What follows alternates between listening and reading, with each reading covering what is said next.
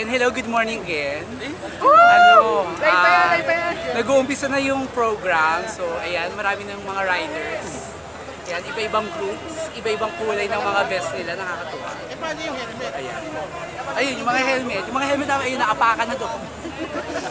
Ayun, naglapitan sila doon. Ayun, ayun sila nga pa. Nagsiksikan yung mga pangit. Ayun.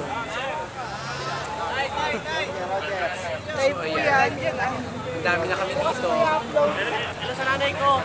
Eh, sige, libre bate. Ayan, ito pa mga puro kami Caviteño. Binabati ko nga pala yung mga anak. Ito dual citizen, Caviteño tsaka Caviteña. Woo! Mabuhay mga... Akala ko meron dito LBGT parade. Tapos na, hindi ka pumarada. Oo nga. Naghahanap ako ng kapwa ko bakla, wala akong makita. Baka yung iba nagpapanggap na bakla, iba ay nagpapanggap sila na lalaki, hindi naman mga tunay na lalaki. Ito si Rap. Sino ba? Hi, Raf! Eh, si ano? So far naman nakikita ko po maraming lesbiana. Ay! Ito! Ayan.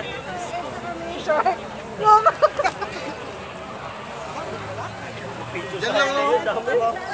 Dami agad sa nila eh. Pero ang daming gwapong rider, nakakatuwa.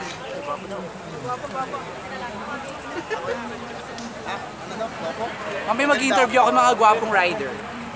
Ayan. So mamaya na ulit, bye.